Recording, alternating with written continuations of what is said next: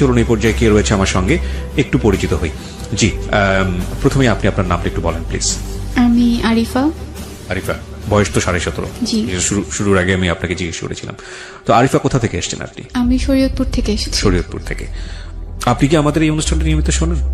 হ্যাঁ, আমি ক্লাস 8 থেকে এফএম শোনা স্টার্ট করি, আর আচ্ছা। জীবন গল্প একদম শুরু থেকেই শুনি।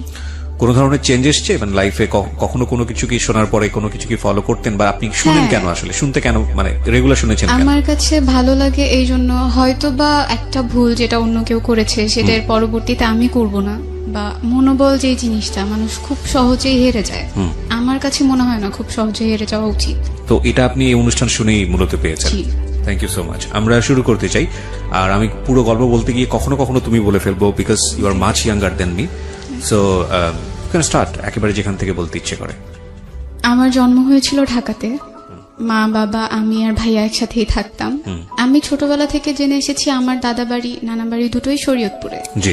বেসিক্যালি দাদা বাড়ি ছিল পুরান ঢাকাতে। তো দাদার সাথে বাবার সম্পর্ক খারাপ থাকার কারণে কখনোই দাদা বাড়িতে যেয়ে ওঠা হয়নি। মানে জীবনে কখনোই যাওয়া হয়নি না, সেখানে? কখনোই না।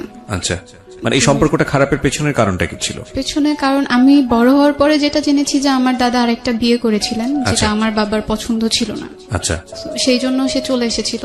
আচ্ছা। আর আরেকটা রিজন হচ্ছে দাদার কাছ থেকে আমার চাচারা যারা ছিলেন তারা জোর করে সব সম্পত্তি লিখে নিয়েছেন। ওকে। এই জন্য বাবা ওখানে আর যায়নি। আচ্ছা, তো এরপরে জানি মানে যাইনি। হ্যাঁ। ওকে, ঠিক আছে, হ্যাঁ বলেন তারপর। বেড়ে ওঠা ভালোই চলছিল। আমি ছোটবেলা থেকে ছবি আঁকতে খুব পছন্দ করতাম। মানে আপনি কি প্রথম সন্তান নাকি? না, ভাইয়া প্রথম সন্তান। মানে আপনারা এক ভাই এক বোন? হ্যাঁ হ্যাঁ। ভাইয়া যখন স্কুলে বাবা কি যেত, করতো? আমার বাবা গাড়ি চালাতো। বাবা ট্যাক্সি ক্যাব ছিল, Okay. সিএনজিও ছিল, একটা নিজের? বাবা চালাতো। নিজে? হ্যাঁ, হ্যাঁ। নিজের। চলছিল সবকিছু ভালোই। আমি ভাইয়ার সাথে স্কুলে যেতাম। আমার পড়াশোনা খুব ভালো ছিল বলে আমাকে প্লেতে না ভর্তি করে নার্সারিতে ভর্তি করা হয়। আচ্ছা। তো টিচার আমাকে ভর্তি করতে চায়নি, বললো যে এত ছোট বাচ্চা পারবে না। তো তবুও আম্মু বলছে যে নার্সারিতে ভর্তি করেন, যদি সে না পারে তাকে নিচের ক্লাস নামাই দিন। আমার নানা ভাইয়ের খুব ইচ্ছে ছিল আমাকে মাদ্রাসায় পড়ানোর। যখন আমি ক্লাস 1-এ উঠি তখন আমাকে একটা মাদ্রাসায় ভর্তি করে দেওয়া হয়, সেটাও ঢাকাতেই। সেখানেও পড়াশোনা খুব ভালো ছিল। আমি ক্লাস 5 পর্যন্ত মাদ্রাসাতেই পড়ি। ক্লাস 5 পর্যন্ত সবকিছু ঠিক ছিল, কিন্তু আমার বাবা প্রায় সময় অসুস্থ থাকতেন, যে কারণে আমাদের ফিনান্সিয়াল সাপোর্ট দেওয়াটা তার জন্য খুব কঠিন হয়ে যেত। বাবা অসুস্থ থাকার কারণে পড়াশোনা কন্টিনিউ করতে করতেও মাঝে মধ্যে সমস্যা হতো। লাইক প্রাইভেট পড়তে পারতাম না ঠিক মতো, বা আমাদের ঠিক মতো বাসায় বাজার করা হতো না। তবুও মা হচ্ছে একটা জিনিস বলতো সবসময়, যে না খেয়ে থাকবো কিন্তু কাউকে বুঝতে দিব না যে না খেয়ে আছি। তাতে হয়তো বা আত্মসম্মান বোধটা থাকে। যখন আমি ক্লাস 7-এ উঠলাম তখন আমার বাবা অনেক বেশি অসুস্থ হয়ে যান। সে বেড রেস্টে ছিল, বিছানা থেকে উঠতে পারতো না। তো বাবা অসুস্থ হয়ে যাওয়ার পরে আম্মু ডিসাইড করে যে আম্মুকে কিছু একটা করতে হবে, আমাদের পড়াশোনাও কন্টিনিউ করাতে হবে। এই জন্য আম্মু সিদ্ধান্ত নেয় যে সে বাংলাদেশের বাহিরে চলে যাবে। বাবার ইচ্ছে ছিল না, সে চায়নি যে আম্মু বাংলাদেশের বাহিরে চলে যাক, ওখানে গিয়ে কিছু একটা করুক। আব্বুর ইচ্ছে ছিল সবসময় যে আমরা সবাই একসাথে থাকবো, যাই করি না কেন একসাথেই থাকবো। এরপর আম্মু বাবার বিরুদ্ধে গিয়েই তার পাসপোর্ট করে, ভিসার জন্য অ্যাপ্লাই করে, আর একটা সময় হয়েও যায়। তো আমার নানা মারা যায় 2012-এ আগস্টে। তো তখন আম্মুর প্রায় যাওয়ার ডেট চলে আসছে। কোথায়, কোন দেশে? জর্ডানে। জর্ডানে? হ্যাঁ। তখন তুমি ক্লাস 7-এ পড়ো? হ্যাঁ, আমি তখন ক্লাস 7-এ পড়ি। 2012-এর সেপ্টেম্বরের 17 তারিখে আম্মু বাংলাদেশ থেকে চলে যায়। এটা তোমার বাবার একেবারে অনুমতি? হ্যাঁ, কোনো আমার ইচ্ছে ছিল না। কি পেশায় যায় উনি তখন? Home servant. Home servant. কত সালের কথা বলছো? 2012। 2012। এই বিষয়গুলো একটু খেয়াল রাখবেন। হ্যাঁ। তো যখন বাবা আম্মুকে যেতে দিতে চাইনি, তো আমরা যখন এখানে ছিলাম আম্মু তো ওখানে ছিল, মানে সে একটু খাপছাড়া ভাবে হয়ে গেছিল। সকালে কখন উঠছি, আমি স্কুলে যাচ্ছি কিনা, আমার পড়াশোনা ঠিক মতো হচ্ছে কিনা, এগুলো সে খুব একটা কেয়ার করতো না। সে যতটুকু সময় দিতে পারতো, কখনো আমাকে এসে জিজ্ঞেস করতো না যে তুমি খেয়েছো কিনা, পড়ছো কিনা।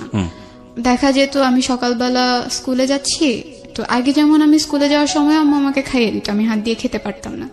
এখন আমাকে কেউ খাইয়ে দেওয়ার মতো নাই, বা আমাকে যে বলবে তুমি খেয়ে নাও এটা বলার মতো কেউ নাই। মানে ওই সময়টাতে যখন তোমার মা জর্ডানে চলে গেল? হ্যাঁ। আবার যখন আমি স্কুল থেকে আসতাম, স্কুল থেকে এসে যেদিন খালামুনি না আসতে পারতো আমাকে রান্না করতে হতো। এমন হতো যে রাতে আর সকালে দুটা রান্না করে রাখছি আমি রাতেই। ক্লাস 7-এ পড়া অবস্থায়? হ্যাঁ, তখন থেকেই আচ্ছা। আমাদের রান্না করতে হতো। ভাইয়া মাঝে মাঝে হেল্প করতো। তোমার ভাইয়া তখন কি করতো? ও তো তোমার চেয়ে বয়সে বড়। ভাইয়া বয়সে বড় হলেও আমরা একই ক্লাসে পড়তাম। কেন? ভাইয়া পড়াশোনায় খুব একটা ভালো ছিল না, যার জন্য ওকে নিচের ক্লাস নামাই দেওয়া হয়েছে। তোমার চেয়ে বয়সে কত বছরের বড় ছিল? 2 বছর। 2 বছর, ওকে। তো খারাপ লাগতো তখন, মনে হতো আম্মু থাকাটাই হয়তো বা অনেক বেশি ভালো ছিল, কারণ আম্মু থাকলে তো আমার কেয়ার করতো। বাবা কি তখনও বেড রেস্টে? না, তখন আবু টুকিটাকি কাজ করতে পারে, তবে খুব একটা না। আচ্ছা, মানে উনি শারীরিকভাবে অসুস্থ ছিলেন? হ্যাঁ, সব সময়ই নাকি সে অসুস্থ থাকতেন। ও, তার প্রেশার যে কোনো সময় ফল করতো, ওকে, তার ডায়াবেটিস ছিল। ওকে। আমি একদিন আমার যখন পরীক্ষা চলে আসে, আমার টিচার বাসায় কমপ্লেন করে যে ও ঠিক মতো ক্লাসে পড়া দিতে পারছে না। তো আমার গার্ডিয়ান হিসেবে বাবাকে ডাকায়। বাবা যখন যায়, বাবাকে বলে যে সে আগে খুব ভালো ছিল স্টুডেন্ট, এখন সে নিয়মিত ক্লাসে পড়া দিতে পারছে না। তো তখন বাবা আর কি টিচারকে বলে ওর আম্মু তো এখন নাই, হয়তো বা সে থাকলে ওকে অন্যভাবে পড়াতো। তখন টিচার আমাকে একটু ভালোভাবে পড়ানো, মানে বোঝানোর চেষ্টা করে যে না, তুমি পড়ো, যেভাবে পারো পড়ো, ক্লাসের পড়াটা অন্তত ক্লাসে কভার করে ফেলো, যাতে তোমার পরীক্ষায় খারাপ রেজাল্ট না হয়। জি। আমার নানু এসে কয়েকদিন ছিল আমাদের সাথে, আমাদের টেক কেয়ার করেছে আম্মু যাওয়ার পর। আমার যখন পরীক্ষা চলে আসে, তখন তো আমার পক্ষে রান্না করা পসিবল ছিল না। তো আমার খালামণিকে নিয়ে আসে গ্রাম থেকে। আমার ছোট খালামণি তখনও বিয়ে হয়নি, সে আমাদের বাসায় এসে স্টে করে, সে পড়াশোনা করতো না। তো রান্না টান্না করতো আমার সাথে, স্কুলে যেত, আমাকে পরীক্ষা দিয়ে আবার নিয়ে আসতো, কোচিং এ যেতাম, তখনও সে আমাকে দিয়ে আসতো।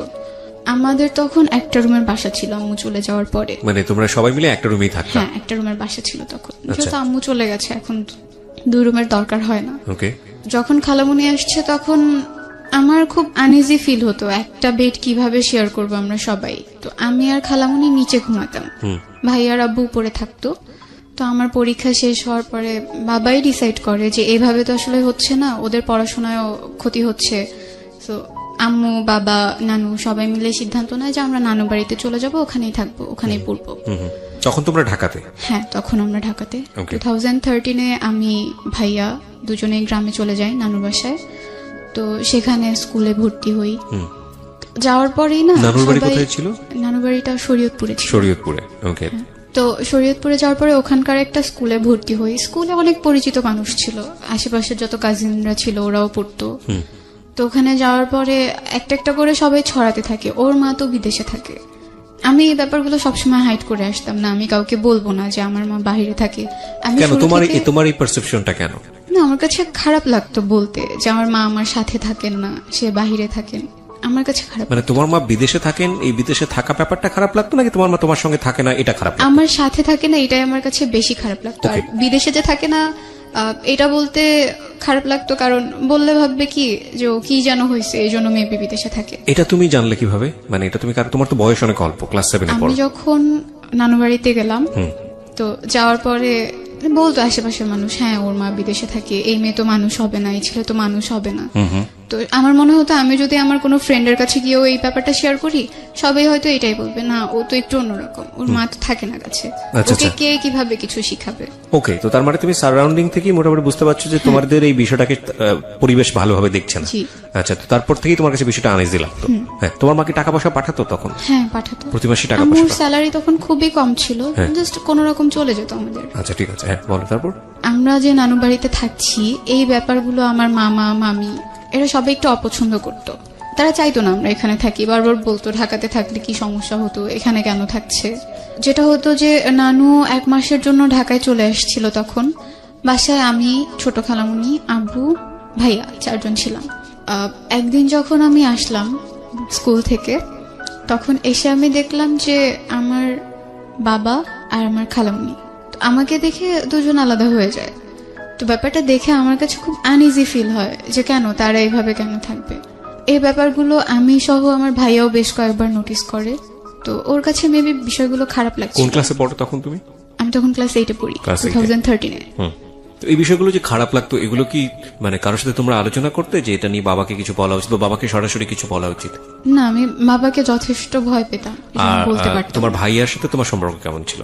তখন পর্যন্ত ভালো ছিল। তো তোমরা দুজন মিলে কি ডিসকাস করতে যে এই বিষয়টা আমাদের ভালো লাগছে না, সুতরাং একটু বলা উচিত? আমি দেখলে আমি কখনো ওর কাছে বলতাম না। ওকে, আর ও দেখলে আমাকে কখনো বলতো না, এগুলো আসলে পরে জানা হয়েছে যে না ও ঠিক আছে। এগুলো নোটিস করছে। ঠিক আছে, বুঝতে পারছি, দুজনই সেপারেটলি আলাদা আলাদা ভাবে বিষয়গুলো নোটিস করছো। হ্যাঁ, তোমার মায়ের সাথে তোমাদের সম্পর্ক কথা হতো ওই সময়টাতে, রেগুলার ফোনে কথা হতো? আম্মু তোমার প্রতিদিন আম্মুকে call বলতা দিত। বিষয়গুলো যে আম্মু না, এরকম তখন হচ্ছে? পর্যন্ত আম্মুকে কিছু বলিনি। তো তোমাদের তো বলতে কেউ না করেনি, তোমরা বলনি কেন?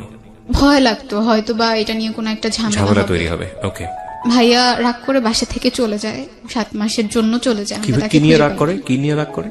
এই ব্যাপারগুলো সে দেখতো, তার কাছে খুব খারাপ লাগতো। সে তো আমার চাইতে 2 বছরের বড়, একটু হলেও বুঝে আমার চাইতে। আচ্ছা, আমরা তাকে অনেক খুঁজেছি, পাইনি। না তোমার ভাই যে 7 মাসের জন্য গেল, সে কি তার মার সঙ্গে যোগাযোগ করতো ওই না, সময়টাতে? কারোর সাথে যোগাযোগ করতো না সেই সময়টাতে। তো আম্মুকে যখন ভাইয়ার কথাটা বলা হয়, আম্মুকে প্রায় 1 মাসের মতো হাইড করা হয়। আম্মু যখন কল দিয়ে বলতো যে ভাইয়াকে দেওয়ার কথা, তো আমরা দিতে পারতাম না, কারণ ভাইয়া তো ছিল না। বলা হতো যে না এখানে গেছে ওখানে গেছে, ও এখন না। This is the most complex story.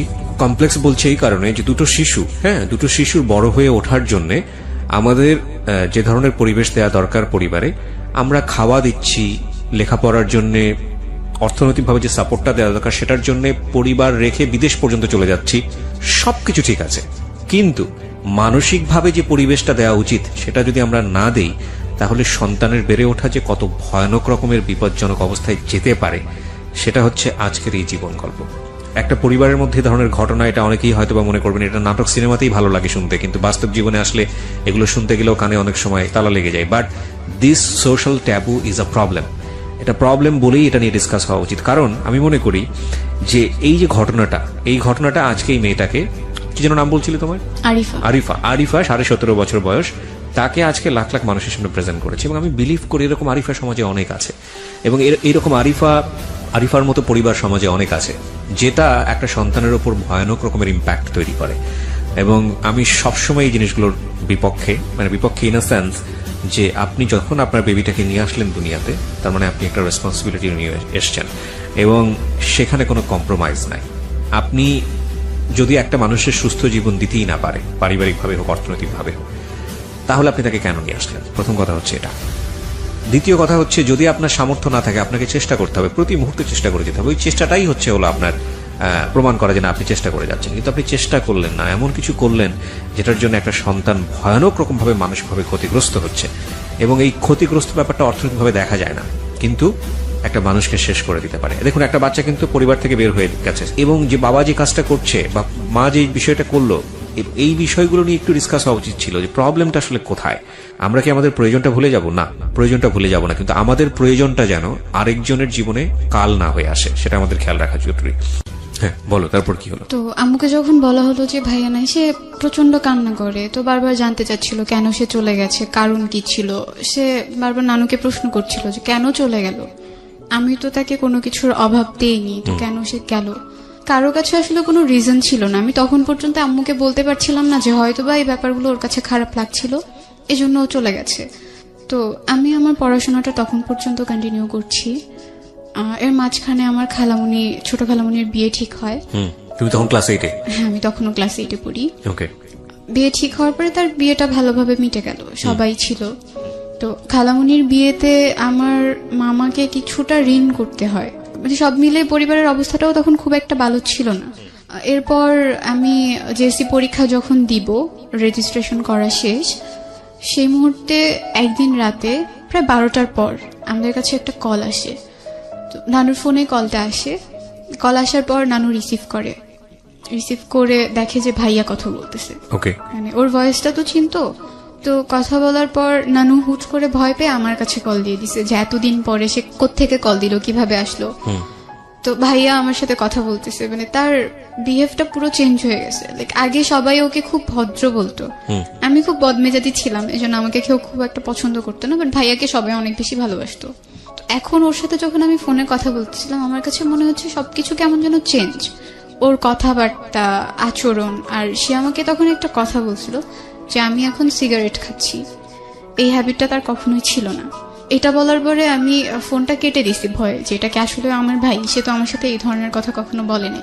ভয় পেয়ে কেটে দেওয়ার পরে নানু আমাকে জিজ্ঞেস করলো কি হয়েছে। তো আমি বললাম যে ও আমাকে বলতেছে ও সিগারেট খাচ্ছে। এটা বলার পরে সে আবার কল দিয়ে কথা বলে। তো নানু তখন জিজ্ঞেস করে আব্বুর কাছে কল দিচ্ছে কিনা বা আম্মুর সাথে কথা হয়েছে কিনা। তো তখন ও বললো যে আম্মুর তো নাম্বার নাই আমার কাছে, বাট আব্বুর সাথে কথা হয়েছে, আব্বু বলছে যে কালকে আব্বুর ওখানে যেতে, আমি কালকে ওখানে যাব। তো ও আসলো, কয়েকদিন সে ঢাকাতে ছিল, আমার মেজো খালামণির ওখানে ছিল, তারপর তাকে শরীয়তপুরে নিয়ে আসা হয়।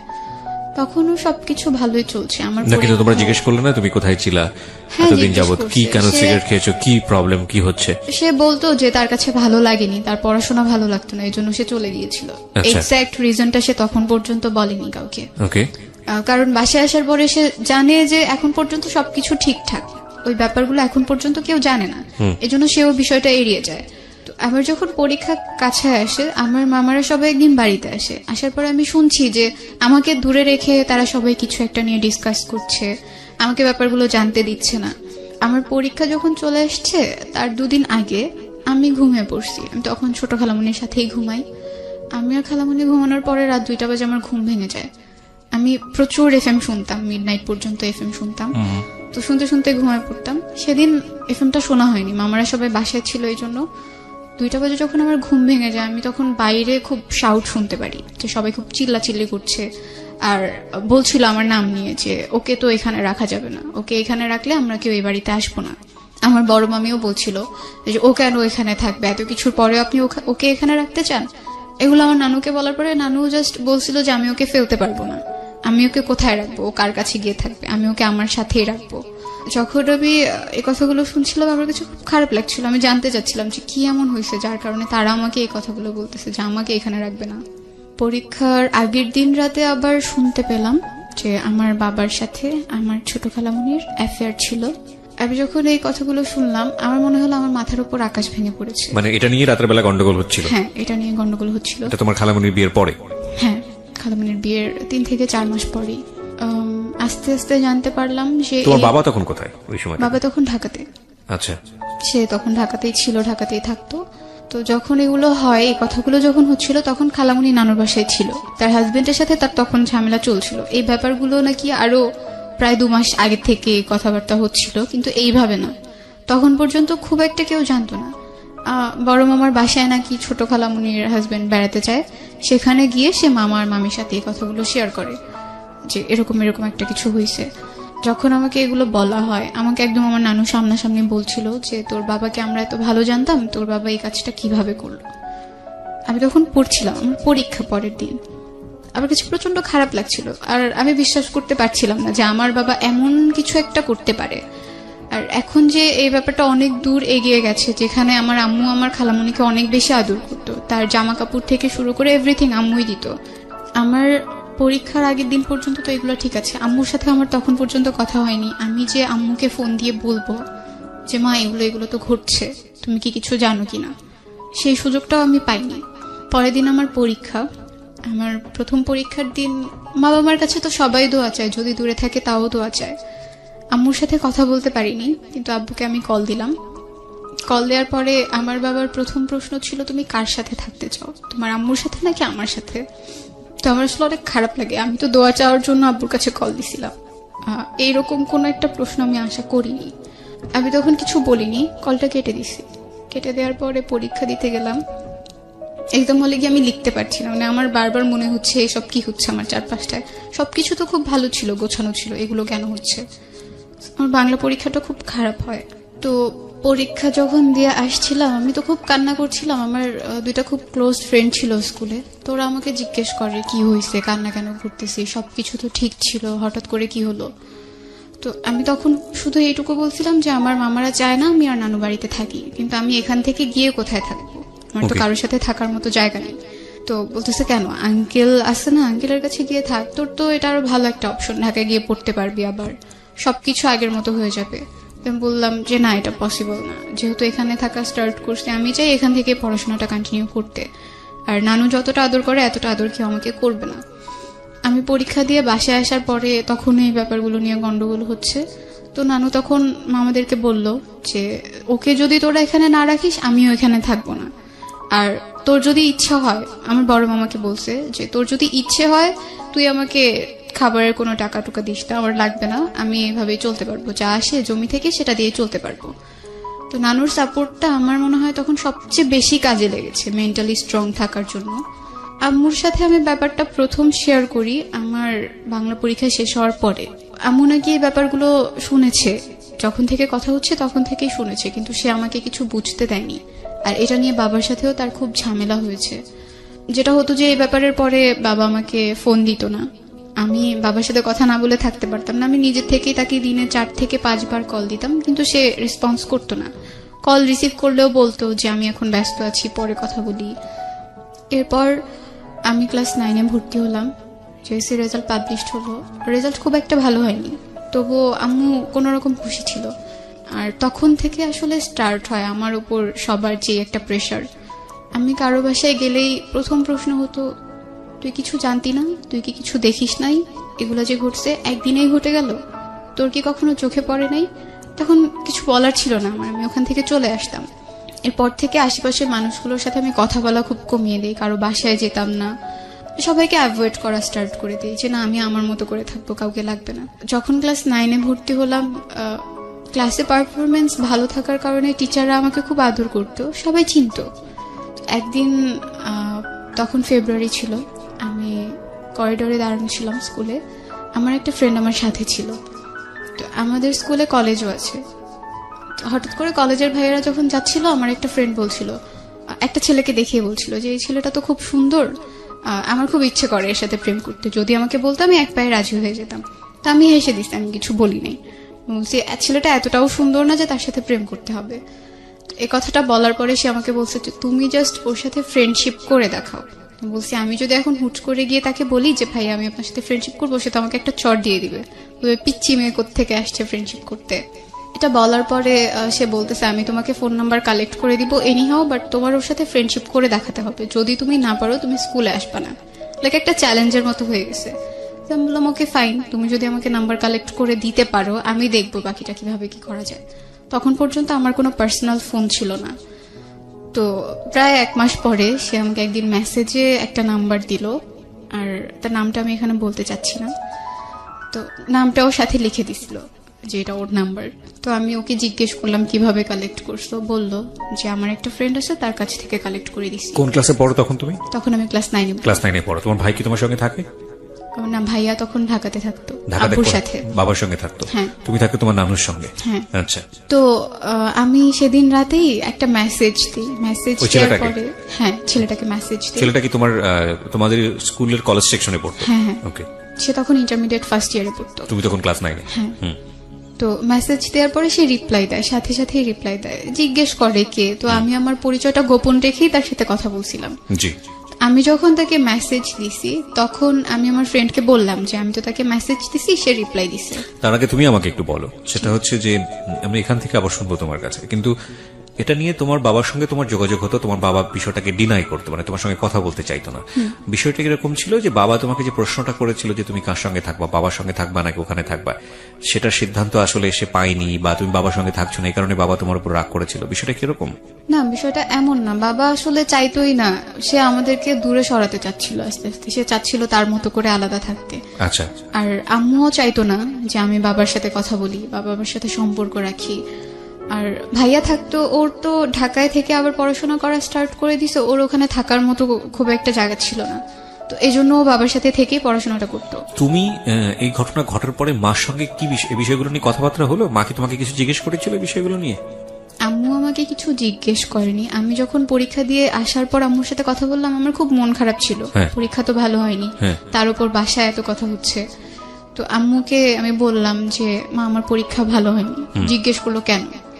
আমি বললাম বাসায় এরকম এরকম কথা হচ্ছে, তারা আমাকে এখানে রাখতে চাচ্ছে না, কারণটাও বললাম। তো বলতেছে আচ্ছা ঠিক আছে, তুমি কয়েকদিন থাকো, পরীক্ষাটা দাও, তারপর দেখা যাবে কি হয়। তো ওই ছেলেটাকে আমি যখন মেসেজ দিই তখন আমি আমার ফ্রেন্ডকে সাথে সাথে ইনফর্ম করলাম যে আমি তো ওকে মেসেজ দিছি। আমার ফ্রেন্ড যার কাছ থেকে ফোন নাম্বারটা এনে দিছে তাকে সাথে সাথে বলে দিছে যে তাকে তো মেসেজ দিছে, সে তো রিপ্লাই দিছে। এটা বলার পরে সেই ছেলেটা আবার এই ছেলেটাকে নক করে মেসেজে যে তুমি কার সাথে কথা বলতেছো মেসেজে, আমি কিন্তু জানি। তো তখন আর কি তাকে জিজ্ঞেস করে নাম বলো, কার সাথে কথা বলতেছি, কে আমাকে মেসেজ করছে, তার অ্যাড্রেস দাও। তো আমি একটা মিথ্যে অ্যাড্রেস দিয়ে তো পরিচয়টা স্টার্ট করি, সে সেই অ্যাড্রেসটাই বলে, সেও জানতো না আসলে আমি কে। তো আমার হচ্ছে জাস্ট ফ্রেন্ডশিপ করাটা একটা ইস্যু ছিল, আর কিছু ছিল না। আমি ফ্রেন্ডশিপ করার পর তার সাথে কথা বলা বন্ধ করে দিব, এরকম কিছু একটা প্ল্যান ছিল। তোমাদের যে ফ্রেন্ডশিপের জায়গা থেকে আমি আবারও ফিরি, কিন্তু তার আগে আমাকে একটু বলো, তোমাদের বাবার সাথে মার যে দূরত্ব বা সেপারেট হয়ে যাওয়ার যে ব্যাপারটা, সেখানে যেই ব্যক্তিটি মানে তোমার আন্টি, তো সেখানে ওনার যে 3 মাস পরে যে প্রবলেমটা হলো বিয়ের পরে, ওনার অবস্থা কি দাঁড়ালো ওই ঘটনার পরে?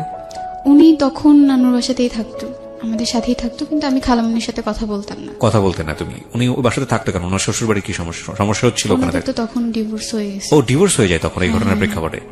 ডিভোর্স হয়ে যায়। এই জায়গাটায় ছোট্ট একটা বিরতি দিতে চাই। It's a very complex story অবশ্যই, এবং যতটুকু পরিমাণ শুধু আপনাদেরকে বোঝানোর জন্য যাওয়া প্রয়োজন আমরা ততটুকুই যাচ্ছি। আমরা দেখানোর চেষ্টা করছি যে অর্থনৈতিকভাবে সাপোর্ট একটা ফ্যামিলির জন্য খুবই গুরুত্বপূর্ণ। সেটা করতে গিয়েও অনেক সময় কত বড় বড় স্যাক্রিফাইস করতে হয়। এই যে দেখুন, ওনার মা যে গেছে বিদেশে, কিসের জন্য গেছে? এই পরিবারের জন্য, সন্তানদের জন্য গেছে। তো সেই সন্তানরাই যদি একটা বেটার এনভায়রনমেন্ট না পায়, তাহলে গিয়ে কি লাভটা হলো? এটা একটা বিষয়। আরেকটা যেটা হচ্ছে যে বাবার এইখানে কতটুকু নিজেকে সতর্ক রাখা উচিত ছিল, সেটা একটা বিষয়। এবং দিন শেষে যে ছেলেটা বারবার বাইরে চলে যাচ্ছে এবং এই মেয়েটার ভবিষ্যৎ কোন দিকে যাচ্ছে, এটা অনেক গুরুত্বপূর্ণ বিষয়। আমরা শেষ পর্যন্ত শুনবো আশা করি, কারণ আমরা বিশ্বাস করি যে একটা গল্প হয়তো আপনার পরিবারের এরকম অনেক ফাটল আজকে বন্ধ করে দেবে। যেখানটা আমি ছিলাম, এবার তুমি বলো যে ওই ছেলেটার সঙ্গে তোমার যেটা হচ্ছিল। তো সে মেসেজ করতো, দেন আমি তাকে বললাম যে আমি তার সাথে ফ্রেন্ডশিপ করতে চাই। এটা করার পরে বললো ওকে ফাইন, প্রবলেম নাই। তো আমি যখন স্কুলে যেতাম, দেখা যাচ্ছে আগে তো তাকে আমরা ওভাবে কোনো কিছু বলতাম না, এখন যখন ফ্রেন্ডরা একসাথে হচ্ছি, কিছু একটা বলছি বা তাকে দেখে হাসছি, এই ব্যাপারগুলো সে বুঝতে পারতো।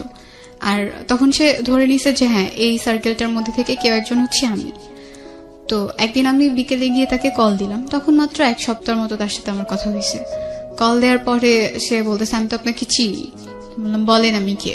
বলছে না আমি আপনাকে চিনি, কালকে স্কুলে যান তখন বলবো যে আপনি কে। আমরা যখন স্কুলে গেলাম, যেটা হতো যে ক্লাস শুরু হওয়ার আগ পর্যন্ত রুমের সামনে দাঁড়িয়ে দাঁড়িয়ে গল্প করতাম, আর আমাদের ক্লাসের সামনে দিয়ে তাদের ক্লাসে তাদের যেতে হতো। আর সে যখন ওখান দিয়ে যাচ্ছিল, হঠাৎ করে আমাদের দিকে খুব রাগী একটা ভঙ্গিতে তাকালো, মানে সে বুঝালো যে হ্যাঁ সে আমাকে চিনে।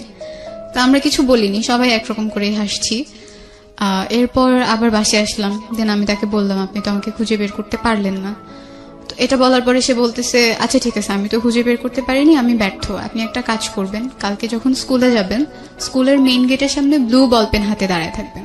তো স্কুলে যাওয়ার পরে আমি আমার ফ্রেন্ডদের সাথে ব্যাপারটা শেয়ার করি। তো হুট করে আমার একটা ফ্রেন্ড বলে ওঠে আমরা সবাই ব্লু বল পেন হাতে দাঁড়ায় থাকবো, সো দেখবো সে কিভাবে খুঁজে বের করতে পারে। স্কুল গেটে গেলাম, সেখানে সবাই একটা করে ব্লু বল পেন হাতে দাঁড়ায় আছি। তো সে আর তার সাথে তার একটা ফ্রেন্ড ছিল, দুজন এসে মানে হতভম্ব হয়ে যায়, সবার হাতে ব্লু বল পেন, কোনটা আসলে ওই মেয়েটা। তো এটা ভেবে তারা আর কি চলে যায়, একটু লজ্জাও পায় যে আসলে খুঁজে বের করতে পারেনি। তো চলে যাওয়ার পরে বাসায় গিয়ে সে আমাকে জিজ্ঞেস করে যে আপনি এবার আপনার পরিচয়টা দিতে পারেন। তো আমি আমার নাম বললাম, আমার ডাকনাম হচ্ছে মিম, বাসায় আমাকে সবাই মিম ডাকে। বাসা কোথায় সেটাও জিজ্ঞেস করে, তো আমি নানু বাসার অ্যাড্রেসটা দিই। আসলে পরিচয় দিয়ে জানতে পারি সে আমার কাজিনের ফ্রেন্ড, তারা একসাথে স্কুলে পড়াশোনা করে আসছে আর খুব ভালো ফ্রেন্ড। এটা জানার পরে সে আমার কাজিনকে জিজ্ঞেস করে এই নামের কি তোদের ওখানে কোনো মেয়ে আছে? বললো হ্যাঁ আছে। তো সে যেটা করে, আমার নানু বাসার কাছে এসে আমাকে একটা মেসেজ দেয় যে আপনি একটু বের হন। আমার নানু বাসার কাছে নদী ছিল, আমাকে বললো নদীর ওখানে যেতে। আমি আমার একটা মামাতো বোনকে নিয়ে ওখানে যাই, আমার ওই বোনটার সাথে আমি সবকিছু শেয়ার করতাম। তো ওকে নিয়ে ওখানে যাওয়ার পরে আমি ভাবছি মেবি সামনের দিকে একটা রাস্তা আছে, সেখান দিয়ে আসবে। তারা যে অলরেডি এসে পড়ছে এটা আমি জানতাম না। আমি দাঁড়ায় ছিলাম, সে আমার পেছনে দাঁড়ায় আমাকে ফোনে কল দিছে। তখন পর্যন্ত নানুর ফোনটা আমি ইউজ করি। তো ফোনে কল দেওয়ার পরে আমি কলটা কেটে সামনের দিকে তাকায় আছি, হ্যাঁ আসবে তো, ওই দিক থেকে আসবে। তো সে যখন আমাকে ডাক দিল পেছন থেকে, আমি ঘুরে দেখি সে, আমি অবাক হয়ে গেছি। পরে ওখান থেকে চলে আসি, তার সাথে তখনও কোনো কথা বলিনি। চলে আসার পরে অনেকবার মেসেজ দিল আরেকবার চাওয়ার জন্য। তো আসলে আমি ভয় পেতাম খুব, আমার যে চাচাতো মামারা ছিল সে যদি দেখে ফেলে বা কেউ যদি দেখে, এটা নিয়ে কিছু একটা হয়ে যাবে। এমনিতেই তো বাসায় এত ঝামেলা আমাকে নিয়ে, আমাকে তারা এখানে রাখতে চাচ্ছে না। আমি ভয় পেয়ে ওখান থেকে চলে আসার পরে মানে নানু আসলে আমাকে খাবার জন্য রাখছিল অনেকক্ষণ যাবত, আমি আসছিলাম না, ওখানে দাঁড়াইছিলাম। পরে চলে এসে খেতে বসছি, সে তো ননস্টপলি আমাকে মেসেজ দিয়ে যাচ্ছে আরেকবার যাওয়ার জন্য, আমি আর যাইনি। তো সেদিন রাতে কথা হলো, আমি অনেক রাত পর্যন্ত এফএম শুনতাম, সেদিনও শুনছিলাম। সে তখন থেকে আর কি খুব কেয়ার করা স্টার্ট করলো, লাইক এত রাত পর্যন্ত এফএম শোনা ভালো না, ঘুমিয়ে পড়েন, পরদিন আপনাকে ক্লাসে যেতে হবে, গিয়ে ক্লাসের মধ্যে ঘুমাবেন, টিচার তো বকা দিবে। এরপর 2 মাসের মতো ভালোই চলছিল। হঠাৎ করে সে যেটা করা স্টার্ট করে, আমি যদি তাকে মেসেজ না দেই বা আমি যদি তার সাথে কথা না বলি, কোনো অকেশনে যদি আমি তাকে উইশ না করি, সে খুব রেগে যায়। আচ্ছা, তখন 14 এপ্রিল চলে আসছে, পহেলা বৈশাখ। আমি পহেলা বৈশাখে তাকে মেসেজ করিনি, আমার মনে ছিল না।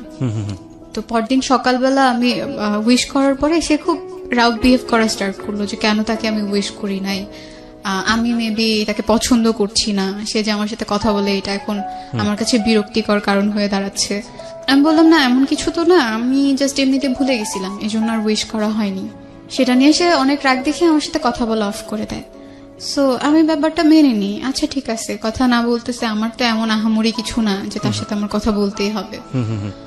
এবার যেটা সে করা স্টার্ট করলো, আমি যখন স্কুলে যেতাম, তার যত মেয়ে ফ্রেন্ড ছিল ক্লাসে, আমার সামনে এনে তাদের দিয়ে খুব কথা বলতো। লাইক আমরাও দাঁড়ায় আছি, তারাও দাঁড়ায় আছে, আমাদের সামনে খুব কথা বলতেছে, হাসাহাসি করতেছে।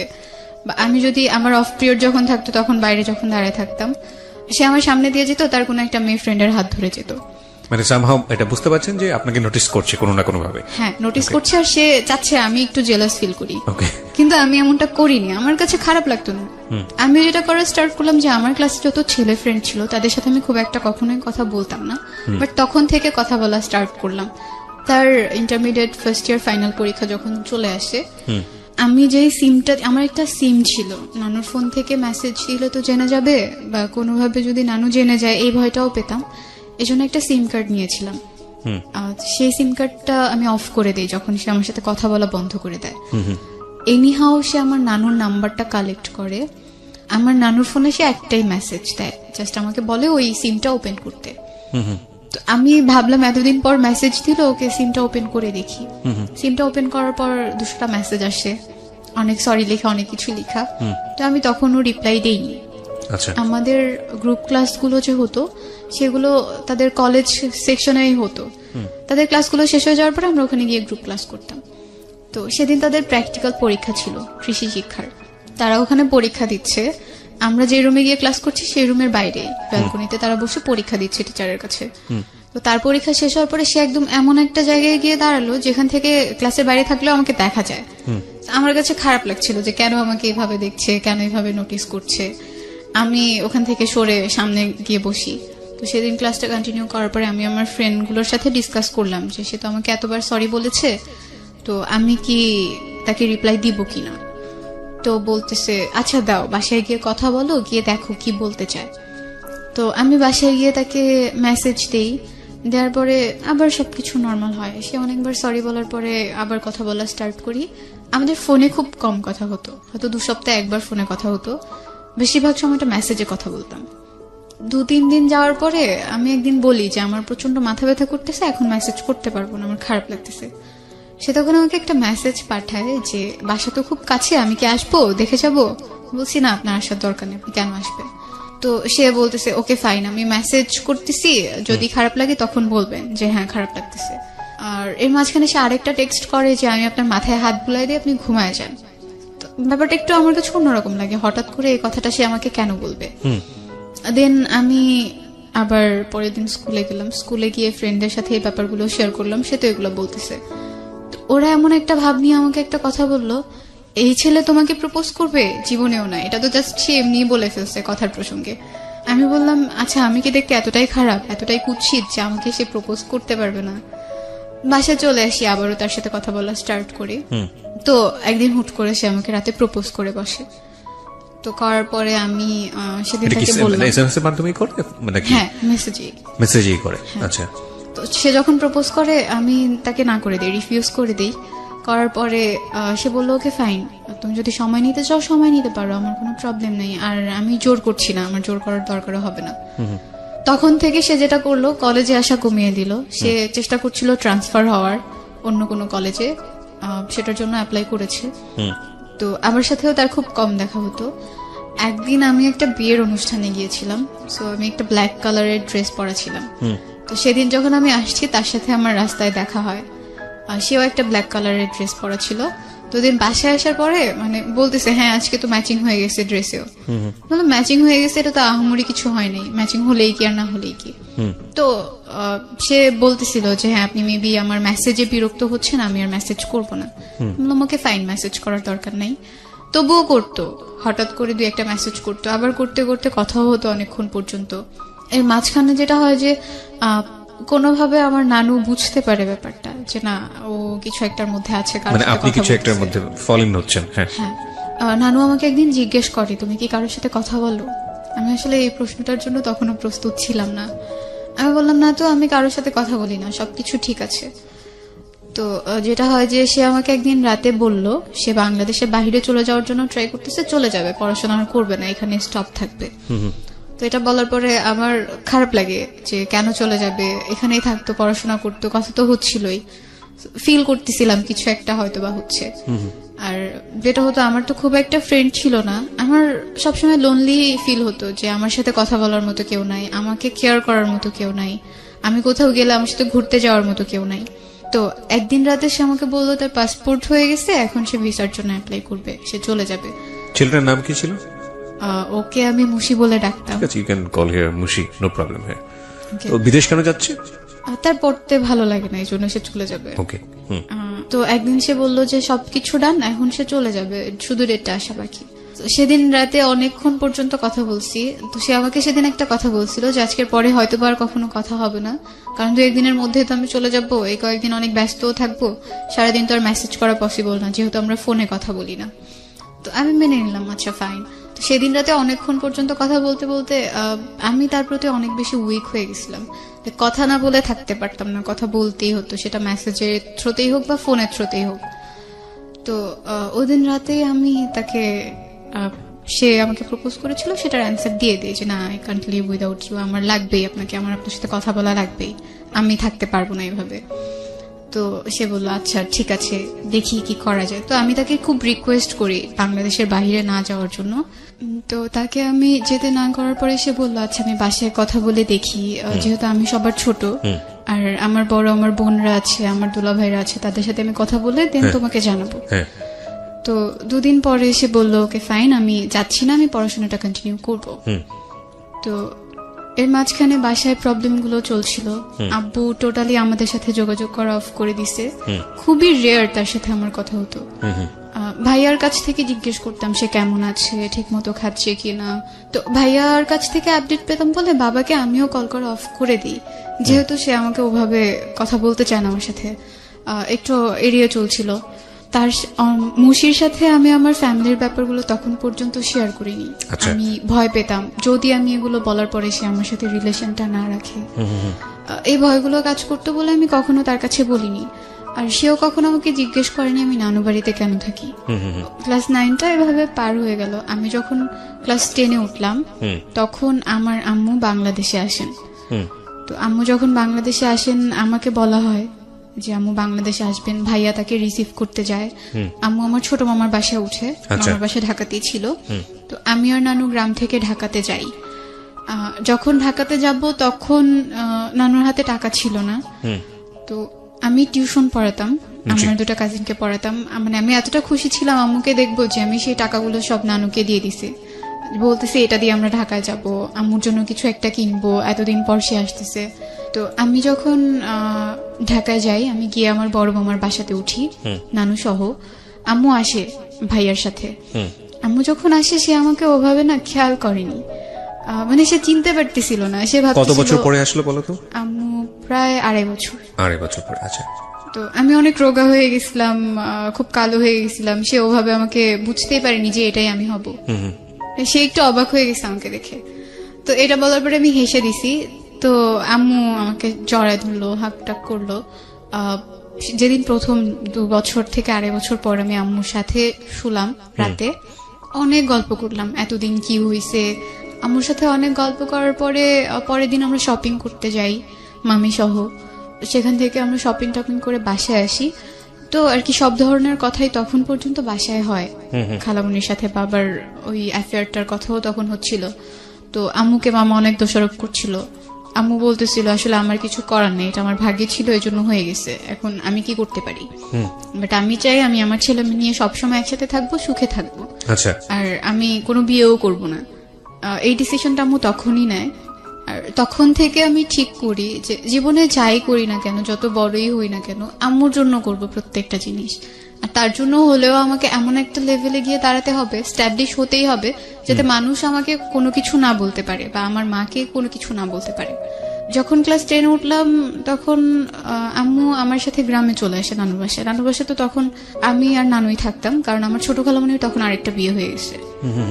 তো খালামণির বিয়ে হয়ে যাওয়ার পর খালামণি শ্বশুর বাড়িতে থাকে, আমি নানু আম্মু একসাথে থাকতাম। আস্তে আস্তে অনেক মাস থাকার পরে আম্মু ডিসাইড করে আম্মু আর যাবে না জর্ডান, সে অন্য কোথাও যাওয়ার ট্রাই করবে। ভাইয়াও ছিল, ভাইয়াও থাকতো আমাদের সাথে, সে ঢাকাতে পড়তো, তখন আসতো।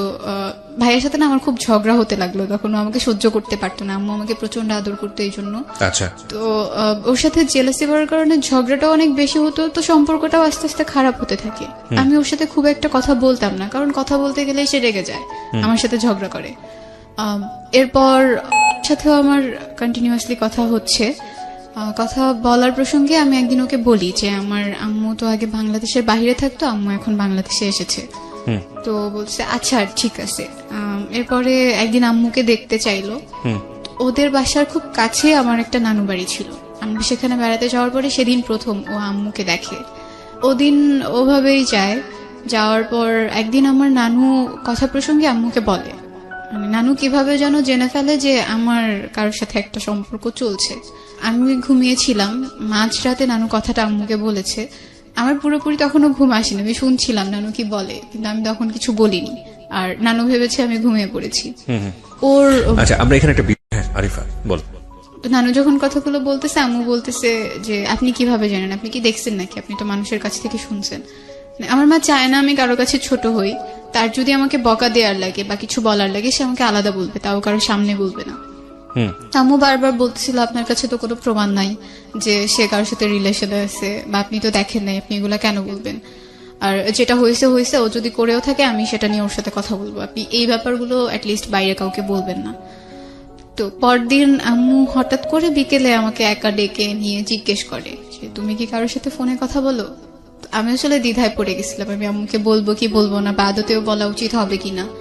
তখন আমার মাথার মধ্যে কাজ করলো, এখন তো সবকিছু বলতেই আম্মু, তার সাথে আমার ফ্রেন্ডলি হওয়া উচিত, ফ্র্যাঙ্কলি তাকে সবকিছু বলা উচিত। আমি তখন আম্মুকে বললাম যে হ্যাঁ মা এটা সত্যি। তো আমাকে তখন নাম জিজ্ঞেস করলো, নাম বললাম, বাসা কোথায় সেটা জিজ্ঞেস করলো, ওইটাও বললাম, কি করে তা জিজ্ঞেস করলো, সেটাও বললাম। আমার এসএসসি পরীক্ষা যখন কাছে চলে আসলো, তো তখন একদিন রাতে আমার খুব মন খারাপ ছিল, আমি এফএম শুনছিলাম। তো আমার মা আমাকে জিজ্ঞেস করলো যে তুমি কি করছো পড়া না রেখে, এফএম কেন শুনছো। তো আমি বললাম যে তুমি একটু শোনো, তোমার ভালো লাগবে। তো সেই সময়টা থেকে আমি আর আম্মু মিডনাইটে যেই শোগুলো হতো বা রাতে যেই শোগুলো হতো সেগুলো একটা ইয়ারফোন ভাগ করে শুনতাম, শুনতো আমিও শুনতাম। আম্মুর এটা একটা নেশার মতো হয়ে যায়, সে প্রতিদিন শুনতো, আমাকে শুনতে নিতে দিত না। আমি যখন শুনতে যেতাম তখন বলতো যাও গিয়ে পড়তে বসো, তোমার শোনা লাগবে না, তুমি বাচ্চা মানুষ এগুলো শুনে কি করবা। আমি পড়তে বসতাম, আবার লুকিয়ে লুকিয়ে নানুর ফোন থেকেও শুনতাম। আম্মু একটা কাজ করলো, আমাকে নানুর ফোন ধরতে একদম নিষেধ করে দিল। মানে সে চাচ্ছিল আমিও একটু এইসব সম্পর্ক থেকে দূরে থাকি, পড়াশোনায় ইনভলভ হয়ে যাই। এই কারণে নানুর ফোনটা ধরতে বারণ করছে, নানু আমাকে তার ফোনটা ধরতে দিত না। আর আমি তো নানুর ফোন থেকেই মেসেজ করতাম, তখন কি করব এই জন্য টেনশনে পড়ে গিয়ে আম্মুর ফোন থেকেই লুকিয়ে লুকিয়ে একটু একটু মেসেজ করতাম, আর লুকিয়ে লুকিয়ে একটু একটু ফোনে কথা বলতাম। ও আমাকে সব সময় রিকোয়েস্ট করতো দেখা করার জন্য, কিন্তু আমি বাসার সবাইকে ভয় পেতাম বলে দেখা করতাম না, কখনোই করতাম না। যতটুকু দেখা হতো, আমি যদি স্কুলে যেতাম কখনো সামনে পড়ে গেলে দেখা হতো, এছাড়া দেখা হতো না। একদিন তার একটা ফ্রেন্ডের মাধ্যমে আমাকে একটা গিফট দেয়, তো সেটা আমি যখন বাসায় নিয়ে এসে আলমারিতে রেখে দিছি, আম্মু যখন আলমারিটা খুলছে সেটা সে দেখে ফেলছে। তো তার কথা হচ্ছে আমি তো তোমাকে টাকা দিই নাই, তুমি এটা কোত্থেকে পাইছো, আমাকে বারবার জিজ্ঞেস করতেছিল এটা কে দিল। আমি তখন আম্মুকে বললাম, বলার পরে বলতেছে ওকে ফাইন, গিফট নিয়ে আসছো ভালো কথা, এটা তো এখন রিটার্ন করতে পারবো না, করলেও হয়তো সে এটা নিবে না, এরপর থেকে তুমি কখনো তার কাছ থেকে কোনো গিফট আনবা না, কোনো কিচ্ছু আনবা না, আমি যদি দেখি তুমি আনছো তো তোমাকে মার দিব। তো আমি বললাম আচ্ছা ঠিক আছে আনবো না। আমার মা আমাকে একটা কথা বলছিল ওই দিন, যে এমন কিছু করো না যাতে সেও খারাপ থাকে তুমিও খারাপ থাকো, বা আমার মতোই তোমার সাথে কিছু একটা ঘটে। জি। তখন থেকে না এই ব্যাপারগুলো আমাকে খুব টাচ করা স্টার্ট করলো। আমার মনে হতে থাকলো, হ্যাঁ, আমার যদি বিয়ে হয়, বিয়ের পরে যদি আম্মুর মতো কিছু একটা আমার সাথে ঘটে, আমারও যদি সেপারেশন হয়ে যায় বা ডিভোর্স হয়ে যায়, এই ব্যাপারগুলো খুব বেশি টাচ করতো আমাকে। তবুও রিলেশনশিপটা আমি কন্টিনিউ করছিলাম। পরীক্ষার একদম আগ দিয়ে আমি আমার বয়ফ্রেন্ডের সাথে ব্যাপারগুলো শেয়ার করি, আমার ফ্যামিলিতে যা যা ঘটছে সবকিছু বলি, এক্সেপ্ট আব্বুর সাথে খালামুনির এফেয়ারটা বাদ দিই। এইটুকু স্কিপ করে পুরো ঘটনাটা বলি যে তাদের মাঝখানে একটা সম্পর্ক ছিল যার কারণে আম্মুর সাথে আব্বুর সেপারেশন হয়ে গেছে। তো তখন সে প্রথমবার এটা জানতে পারে। সে আমাকে তখন খুব সান্ত্বনা দেয়, কয়েকদিন খুব কেয়ার করা স্টার্ট করে, বাট তারপর থেকে সে আমাকে অ্যাভয়েড করা স্টার্ট করে দেয়। আমার সাথে কথা বলতো না, আমি কল দিলে কল কেটে দিত, আমি মেসেজ দিলে রিপ্লাই দিত না। তো আমার পরীক্ষা চলে আসছে বিধায় আমিও এগুলোকে একটু সাইডে রেখে দিলাম, আমি আমার মতো করে পড়াশোনা করতে লাগলাম। পরীক্ষা দেওয়ার পরে 14 ফেব্রুয়ারিতে ভ্যালেন্টাইন্স ডে ছিল, সেদিন সে আমাকে একটা মেসেজ দিল। এই পরীক্ষা চলাকালীন তার সাথে আমার কোনো কথা হয়নি। তো মেসেজ দেওয়ার পরে শুধু সেই দিনটাই কথা হয়েছে রাতে মেসেজে। তো এর মাঝখানে আমার ভাইয়া পড়াশোনা টোটালি ছেড়ে দিছে বলে আম্মু ডিসাইড করে যে ওকে বাংলাদেশের বাইরে পাঠিয়ে দিবে। আমার আঙ্কেল থাকে মালয়েশিয়া, তো তার সাথে কথা বলে ভাইয়াকে মালয়েশিয়া পাঠিয়ে দেওয়া হয়। তখন আমার পরীক্ষা চলছে। আমার একটু মন খারাপও ছিল, ভাইয়া চলে গেছে। তো এটা নিয়ে ওর সাথে আমার মাঝে মাঝে কথা হতো যে ভাইয়া চলে গেছে, এখন তো কারোর সাথে আমি ঝগড়াও করতে পারি না, গল্প করার মতো কেউ নাই, তো খারাপ লাগে। আর আমি একদম একা হয়ে গেছি। পরীক্ষা বলে কোনো ফ্রেন্ডও আমাকে সময় দিতে পারে না, কারোর সাথে কথাও হয় না। তো সে একটু কোম্পানি দিত আমাকে, যতটুকু পারতো দিত। আচ্ছা। তো আমার যেদিন রেজাল্ট পাবলিশড হয় সেদিন সবার প্রথমে ওই আমাকে আমার রেজাল্টটা জানায়। তো আম্মুর ফোনে কল দিছে, তো আম্মু ভাবছে আমার কোনো ফ্রেন্ড মেবি, আম্মু আমাকে দিয়ে দিছে। তো আমি যখন বললাম আমার রেজাল্ট পাবলিশড হয়েছে আম্মু, সিজিপিএ এত, তো আম্মু বলতেছে কে কল দিছে। তো এখন তো বলতে পারতেছি না সে কল দিছে। তো আম্মু জিজ্ঞেস করতেছে তোমার ফ্রেন্ড কল দিছে, তোমার ফ্রেন্ডের রেজাল্ট দেয়নি? বলছি না, ওর রেজাল্ট এখনো পাইনি। তো রেজাল্ট পাবলিশড হওয়ার পরে ডিসাইড করতেছিল সবাই আমাকে কোথায় রাখবে, কোথায় ভর্তি করবে। আমার ইচ্ছে ছিল ঢাকায় ব্যাক করার, ঢাকাতেই পড়ার, বাট আম্মু চাচ্ছিল না, কারণ থাকা খাওয়ার একটা প্রবলেম হবে, আর সে মেয়েদের কোনো হোস্টেলেও আমাকে রাখবে না। মানে গ্রামের মানুষের একটা ধারণা হচ্ছে হোস্টেলে থাকা মানেই মেয়েরা খারাপ হয়ে যায়। শরীয়তপুরে একটা মহিলা কলেজ আছে, সেখানে আমাকে ভর্তি করা হয় আমার একদম অনিচ্ছার বাইরে, আম্মু সবকিছু করে। ওখানে আমি যখন ভর্তি হই, বাসা থেকে কলেজে যেতে প্রায় 1 ঘন্টা লাগতো, বাট অনেকটা জার্নি করতে হতো। সো আম্মু চাচ্ছিল না যে আমি বাসায় থাকি, আর মামারাও অনেক কিছু বলতো, মামুনি অনেক কিছু বলতো, আমার বড় মামি যে, এজন্য কেউ চাচ্ছিল না যে আমি বাসায় থেকে পড়ি। আমাদের কলেজের একটা হোস্টেল আছে, তো আম্মু আমাদের যে হোস্টেল সুপার ছিল তার সাথে কথা বলে আমাকে ওখানে ভর্তি করে দেয়। আমি প্রথম 1 মাস বাসা থেকে কলেজটা কন্টিনিউ করি, এরপরে হোস্টেলে উঠে যাই। আমার যখন রেজাল্ট পাবলিশড হয় আর আমি কলেজে ভর্তি হব, তার 2 দিন আগেই আম্মু আবার জর্ডানে চলে যায়। ওকে। তো চলে যাওয়ার পরে আমি 1 মাস কলেজ থেকে বাসায় যাতায়াত করতাম। পরে যখন আমি চলে গেলাম, তো আম্মু নানুর সাথে কথা বললো, মানে মামারা চাচ্ছিল যে নানু ঢাকায় চলে যাক, নানু ঢাকায় গেলে নানুকে তারা দেখবে, কিন্তু যদি নানু এখানে থাকে নানুকে তারা খাবার টাবার কোনো কিছু দিবে না। আম্মু নানুর সাথে একদিন কথা বলে জিজ্ঞেস করলো আপনি কি চান, আপনি যদি চান ঢাকায় যেতে আপনি যেতে পারেন, কিন্তু যদি এখানে থাকেন আপনার সব দায়িত্ব আমি নিব, ওটা আপনার ভাবা লাগবে না। তো নানু ডিসাইড করলো যে সে গ্রামেই থাকবে, সে ঢাকাতে মামাদের বাসায় যাবে না। আম্মুই তখন থেকে নানুর দেখাশোনাটা করে আসতেছে। আমি কলেজে ভর্তি হয়ে গেলাম। 2016 ডিসেম্বরে স্কাউট ক্যাম্প হয়, আমাদের কলেজ থেকে স্কাউট ক্যাম্পে যাওয়া হয়। তো আমরা মোট 16 জন গেছিলাম। তো ওখানে গিয়ে রোভার মুডে আমাদের কলেজ থেকে যে 8 জন সিলেক্ট করা হয়, সেই 8 জনের মাঝখানে আমিও ছিলাম। তো রোভার মুডে গিয়ে আমাদের পাশের তাঁবুতেই কিছু ছেলেরাও ছিল, মেয়েরাও ছিল। তো আমি একদিন, ওরা আমাদের কাছ থেকে একটা পানির পট নিচ্ছে, তো সেটা আনার জন্য যখন ওদের তাঁবুর ভেতরে যাই, একটা ছেলে ওখানে শোয়া ছিল। তো সে কিছু একটা বলছে, আমি ওটা শুনিনি, আমি ওখান থেকে বের হয়ে চলে আসি। আমি একটু ফ্ল্যাশব্যাকে যাব। এর মাঝখানে ওর সাথে টোটালি আমার কথা অফ হয়ে যায়। আমরা কোরবানির ঈদের পরে একবার দেখা করছিলাম, তো যেদিন দেখা করি সেদিন আমরা বাইরে দেখা করি, সেটাই তার সাথে আমার বাইরে প্রথমবার দেখা। তো দেখা করার পরে ভালোই ছিল দিনটা, আমরা ফুচকা খেয়েছি, ঘুরেছি। এরপরে যখন আমি বাসায় আসলাম, সেদিনও সে আমার সাথে কথা বলছে।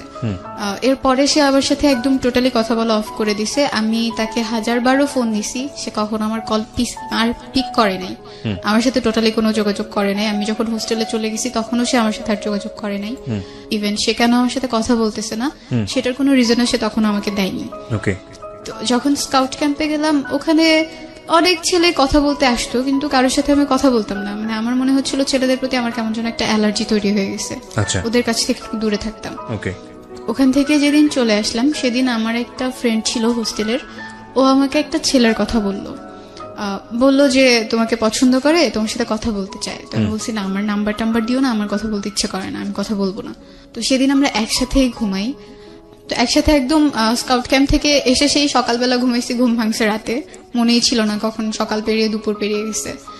তো ওর ফোনে ফোন দেয় সেই ছেলেটা, যে ছেলেটা ওর কাছে বলছে। তো ওই ছেলেটা ওকে ফোন দেওয়ার পরে ও বলে, আমাকে খুব রিকোয়েস্ট করে যে তুমি 5 মিনিট কথা বলো, তোমার সাথে কথা বলতে চায়।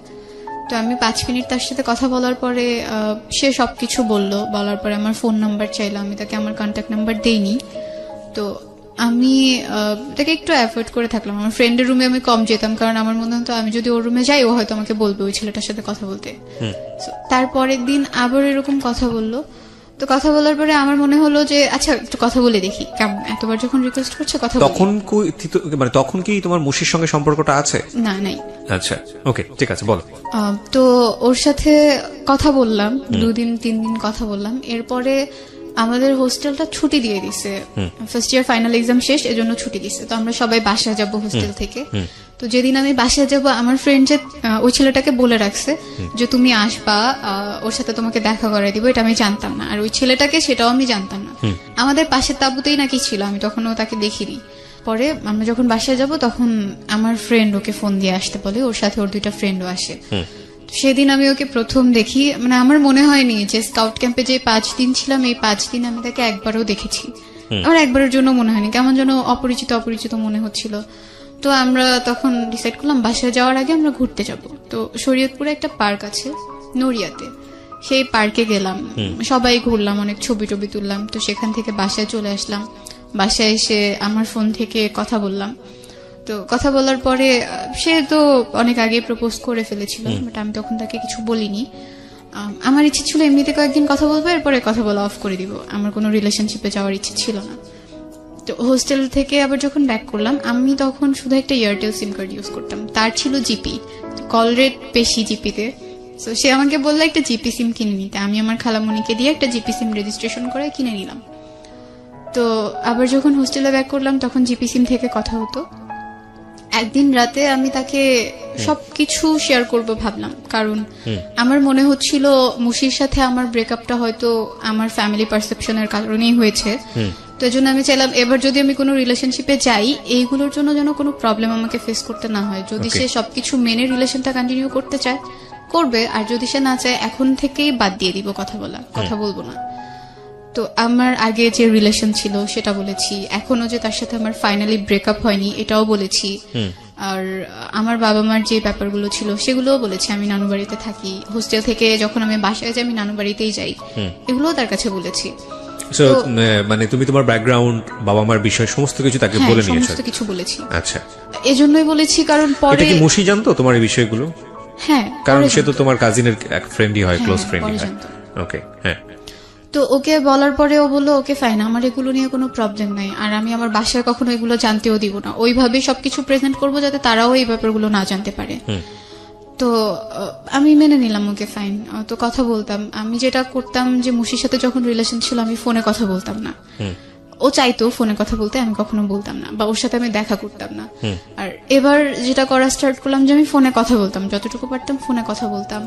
আমি যখন বাসায় যেতাম, বাসায় তো একাই যেতাম, যাওয়ার সময় তার সাথে আমি দেখা করে তারপরে বাসায় যেতাম, যাতে ও কখনো এই জিনিসগুলোর জন্য আমাকে না বলতে পারে যে না তুমি তোমার সাথে ফোনে কথা বলো না, দেখা করো না। আমি চাইনি এই জিনিসগুলোর কারণে এই রিলেশনটাও নষ্ট হয়ে যায়। সবকিছু ভালোই চলছিল। তো আমার একটা রুমমেট আপু ছিল, সে আমাকে মানে ও খুব বেশি ফোন দিত বলে আমার রুমমেট আপু একদিন আমাকে বললো জাস্ট 6 মাস যেতে দাও, এই জিনিসগুলো আর থাকবে না এরকম, প্রথম তো এই জন্য এত ভালো লাগতেছে। তো আমি ওকে বলি কথাটা যে আপু তো এরকম কিছু একটা বলতেছে, এটা কি সত্যি নাকি 6 মাস গেলে এরকম সবকিছু চেঞ্জ হয়ে যাবে? সে খুব বলতো না না চেঞ্জ কেন হবে। তো তার বাসা থেকে সে সবসময় খুব প্রেসারে থাকতো, খুব কনজারভেটিভ একটা ফ্যামিলি ছিল। মাগরিবের আজানের পরে সে কখনোই বাইরে থাকতে পারতো না। কিসে পড়তো ছেলেটা? ডিপ্লোমায় পড়তো। পড়তো তখন। ওকে, তোমাদের দুজনের দেখা সাক্ষাৎ হয়েছে, কথাবার্তা হয়েছে। তুমি কি তোমার পাস্টটা বলেছো যে তোমার লাইফে আরেকজন ছেলে ছিল? বলেছি। ওটা বলেছো। তার লাইফের পাস্টটা তুমি জানতে? জানতাম, তার কোনো গার্লফ্রেন্ড ছিল না বা কোনো রিলেশন, তুমি ফার্স্ট তার জীবনে। ওকে, ইটস আ মেন্টাল কমপ্লেক্স একটা সিচুয়েশন। তখন তোমার মা জর্ডানে, বাবার সঙ্গে যোগাযোগ নেই তোমার, ভাইও তোমার সঙ্গে থাকে না? ভাই মালয়েশিয়াতে থাকে। ওকে, তো তোমার তো তুমি বয়ঃসন্ধিকাল পার করছিলে, এখন তো তুমি বুঝো, ইনফ্যাক্ট তুমি এখনো কিছুটা আছে, কারণ মাত্র 17.5 বছর বয়স। এই সময়টাতে মানুষের ব্যক্তিত্বর একটা অনেক বড় পরিবর্তন আসে, শারীরিক পরিবর্তন আসে। এই বিষয়গুলো নিয়ে তুমি কার সঙ্গে শেয়ার করতে? মানে থাকে না যে পরিবারের সবচেয়ে কাছের মানুষের সঙ্গে মনের বিষয়গুলো শেয়ার করা বা অন্যান্য সাপোর্ট গুলো পাওয়া, এগুলো কি তোমার নানুর সঙ্গে তুমি শেয়ার করতে? না না, নানুর সাথে খুব একটা শেয়ার করতাম না। আমার ছোটবেলায় তো আম্মুকে আম্মুই বলে ডাকতাম, আমার সেজু খালামুনি যিনি ছিল তাকে আমি মা বলে ডাকতাম।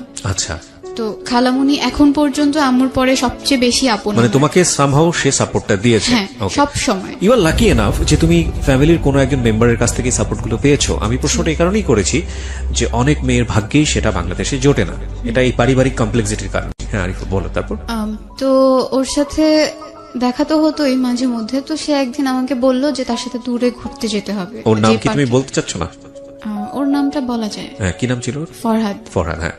ওদের বাসা ছিল মাদারীপুরে, বাট সে ডিপ্লোমাতে পড়তো বলে অন্য জেলায় তো পড়তে হয়, এজন্য শরীয়তপুরে পড়তো। আচ্ছা, তাদের কলেজ থেকে আমাদের কলেজটা খুব কাছে ছিল। তো ওখানেও ঘোরার বেশ কয়েকটা জায়গা ছিল। আমি বললাম ওখানে তো আমরা যেতে পারি, আমার হোস্টেল থেকে কাছে। তো বললো না, আমরা যে পার্কে প্রথমবার দেখা করেছিলাম সেই পার্কেই যাওয়া লাগবে। তো ওইভাবে আসলে আর হয়ে ওঠেনি। এটা নিয়ে সে কয়েকদিন আমার সাথে খুব রাগ ছিল, কথা বলেনি। একদিন মুশি আমাকে ফেসবুকে মেসেজ দেয়, মানে এই সম্পর্ক চলাকালীন সময়ে? না না, সম্পর্ক তখনও নাই, ফরহাদের সাথে সম্পর্ক তখন। এক্স্যাক্টলি, আমি সেটাই বলছি যে সেকেন্ড রিলেশনশিপে তুমি তখন ফরহাদের সাথে সম্পর্ক। হ্যাঁ, আমার ফেসবুক আইডির পাসওয়ার্ডটা ফরহাদের কাছে ছিল, মেসেজটা আমি সিন করার আগে ফরহাদ সিন করে। তো ও জানতো মুশির ব্যাপারে, সবকিছু জানতো, বাসা কোথায়, নাম কি, সবই জানতো মোটামুটি, শুধু ছবিটা দেখেনি। দেখে সে বুঝতে পারে যে এটাই সেই ছেলে। তো যখন সে বুঝতে পারে, সে আমার আইডি থেকে না তার আইডি থেকে তাকে মেসেজ দেয়। ওকে, ফরহাদ নিজে যেচে মুশিকে মেসেজ দিতে যায় কেন? কারণটা কি, প্রয়োজনটা কি ছিল? মানে সে আসলে আমার আইডি থেকে যদি বলে যে আমার সাথে তার এখন রিলেশনশিপ চলছে, আমি তো দেখে ফেলবো সব যখন আমি ফেসবুকে যাব।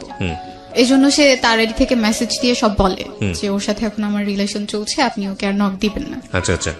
তো এগুলো আমাকে মুশি পরে বলে, আমার একটা ফ্রেন্ডের মাধ্যমে আর কি আমি জানি যে হ্যাঁ এরকম এরকম কিছু একটা হয়েছে। তো আমার খুব রাগ লাগে ফরহাদের উপর, যে কেন এটা ওকে বলার কি দরকার ছিল, ওর সাথে যেচে কথা বলার কি দরকার ছিল, না বললেও তো পারতো, এটাকে এড়িয়ে গেলেও পারতো।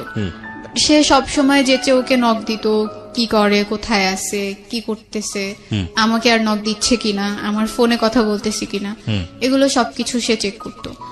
তো আমার জিপি নাম্বারটাও ছিল মুশির কাছে, সেজন্য সে করলো আমাকে সিমটাই চেঞ্জ করে ফেলতে বললো। তো আমি আমার সিম কার্ডটা চেঞ্জ করে ফেলছি তার জন্যই আবার। এরপরে আবার সবকিছু ঠিকঠাক চলতেছে। সে সবকিছুতে না খুব সন্দেহ করা স্টার্ট করলো, আগে যেমন ছিল সেরকম ছিল না। তো আমার ব্যাপারগুলো খুব গায়ে লাগতো, যে কেন আমি রিলেশন করি বলে আমার কোনো স্বাধীনতা থাকবে না? আমার ফ্রেন্ড আছে, সে ছেলেই হোক মেয়েই হোক, তার সাথে আমি কথা বলবো না? আর যেহেতু আমার ফেসবুক আইডির পাসওয়ার্ডটা তার কাছে আছে, সে তো দেখতেছে আমি কার সাথে কথা বলতেছি, কি কথা বলতেছি, সবকিছুই সে দেখতেছে। আমি এগুলো নিয়ে তার সাথে বেশ কয়েকবার কথা বলেছি। যখনই কথা বলতাম তখনই সে রাগ হয়ে যেত, আর আমাকে একটা কথাই বলতো যে তোমার সাথে রিলেশন করা আমার জীবনে সবচেয়ে বড় পাপ। একদিন মানে কথা প্রসঙ্গে বলতে বলতে সে একদিন আমাকে বলে উঠলো যে আমার মা তো কখনো তোমাকে মেনে নিবে না, তুমি যেই ফ্যামিলির মেয়ে, যেমন একটা ফ্যামিলি ব্যাকগ্রাউন্ড আছে তোমার, এই ফ্যামিলির মেয়েকে তো কেউ কখনো বিয়েই করবে না, আর আমি আমার বাসায় তোমাকে নিয়ে কিভাবে দাঁড়াবো? তো তখন আমি তাকে বললাম যে রিলেশনের আগেই তো আমি এগুলো সব বলে নিছি, এমন না যে আমি বলিনি, তো এখন কেন এইসব কথা আমাকে শুনতে হচ্ছে? তো বলছি তোমার যদি ভালো না লাগে তুমি রিলেশন না রাখো, আমার সাথে আমার কোনো প্রবলেম নাই। তখন আমার সেকেন্ড ইয়ারে উঠে যায় আর কি, আমার পড়াশোনার প্রেশারটা অনেক বেশি বেড়ে যায়, কারণ সেকেন্ড ইয়ারে খুব একটা সময় পাই না আমরা। ওর খুব ইচ্ছে ছিল, ফরহাদের খুব ইচ্ছে ছিল ডিফেন্সে জব করার। সে আর্মিতে জবের জন্য খুব একটা ট্রাই করতে থাকে, তার হয়েও যায়। হয়ে যাওয়ার পরে জানুয়ারিতে, এই যে 2019-এর জানুয়ারিতে তার ট্রেনিং এ যাওয়ার কথা। তো তখন সে আমাকে বলে যে ট্রেনিং এ যাওয়ার আগে সে বিয়ে করে রাখবে। তো আমি বলতেছি এটা কেমন কথা, আমার এখন 18 বছর হয় নাই, আর আপনিও ম্যাচিউরড না, স্ট্যাবলিশও না, সো বিয়ের প্রসঙ্গ এখানে আসে না। আর সেকেন্ডলি আমি আমার বাসায় না বলে বিয়ে করবো না, আচ্ছা যেহেতু আমার মা আমার কাছে অনেক কিছু, সে আমার জন্য এতটা করছে, আমাকে সে পড়াচ্ছে, ফিনান্সিয়াল সাপোর্টটা দিচ্ছে, আমি যখন যা চাচ্ছি তাই পাচ্ছি, তাকে না বলে আমি এমন কোনো কিছু করতে পারবো না। সে বললো যে না আমরা পরে বলবো, সমস্যা হবে না, বাট এখন বিয়েটা করে রাখবো। আচ্ছা তো আমি একদমই মত দিইনি এটাতে। এরপর এই ব্যাপারগুলো নিয়ে না প্রতিদিন আমাদের মাঝখানে ঝগড়া হতো, লাইক সে বলতেই থাকতো দিনে বেশ কয়েকবার যে না এটা করতেই হবে, না করলে রিলেশন রাখবো না। তো এক পর্যায়ে আমি রেগে গিয়ে বলে দিতাম ওকে ফাইন, রিলেশন রাখা লাগবে না, বাট আমি বিয়ে করবো না। তো তখন আম্মুও জানে যে মুশির সাথে আমার কোনো রিলেশন নাই, আর এখানে এই রিলেশনটার ব্যাপারে আম্মু তখনও জানেন, আমি চাইনি সে জানুক আবার। এরপরে সে একদিন আমাকে অফার করে আমি যদি তাকে বিয়ে না করি তার সাথে আমার ফিজিক্যাল রিলেশনে যেতে হবে।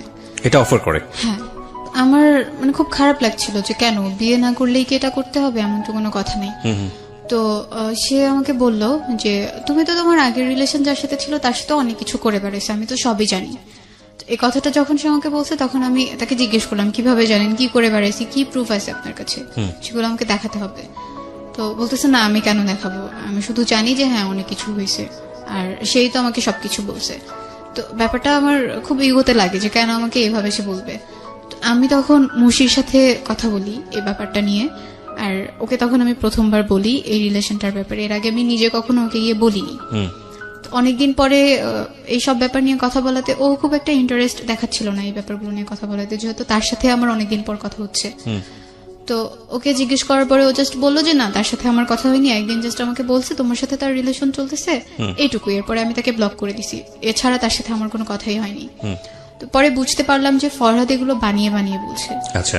এরপর আমি যখন ঢাকায় বেড়াতে আসি, ফরহাদও আসে ঢাকায় বেড়াতে, আসার পর 1 ঘন্টা সে আমাকে এই জিনিসটার জন্য ফোর্স করতে থাকে, না তোমাকে এটা করতেই হবে যদি তুমি বিয়ে না করো। তো এর মাঝখানে আমার ইন্টারমিডিয়েট পরীক্ষাও চলে আসে, পরীক্ষাটা আমি দেই, আল্লাহর রহমতে পরীক্ষাটা আমার ভালো হয়েছে। তো পরীক্ষা ভালো হওয়ার পর আমি অ্যাডমিশন টেস্টের জন্য ঢাকায় আসি। ঢাকায় আসার পরে সে ঢাকায় আসে আবার, ফরহাদ ঢাকায় এসে আবার আমার সাথে দেখা করে। তো সেদিন প্রায় 2 ঘন্টার মতো আমি তার সাথে ছিলাম, সেদিনও সে এই একই ব্যাপার নিয়ে কথা বলতেছে। আমি চাচ্ছিলাম একটু ভালো সময় কাটাতে, আমি চাচ্ছিলাম তাকে সব খুলে বলতে, তাকে বোঝাতে যে না এটা করা ঠিক হবে না, এটা কেন করব, আর বিয়েও যদি করি সেটাও পরে করবো, এখনো তো বিয়ের বয়স হয়ে যায় না যে এখনই বিয়ে করা লাগবে। এটা বলার পরে সে খুব রাগ করে আমার সাথে, আর আমার সামনে তার ফোনের যে সিম কার্ডটা ছিল সেই সিম কার্ডটা ভেঙে ফেলে। ভেঙে ফেলার পর আমাকে বলে আজকের পর থেকে আমি তোমার সাথে কখনো কথা বলবো না। বললাম ওকে ফাইন, কথা বলা লাগবে না। তার আরো একটা সিম কার্ড ছিল, সেটা দিয়ে আবার আমাকে নক দেয়, আবার অনেক বুঝায়, কিন্তু আমি এই জিনিসগুলো বারবার অ্যাভয়েড করছিলাম। তো আমি তাকে বললাম যে সামনে তো আমার অ্যাডমিশন টেস্ট, এগুলো নিয়ে আমি কোনো প্রেশারের মধ্যে থাকতে চাই না।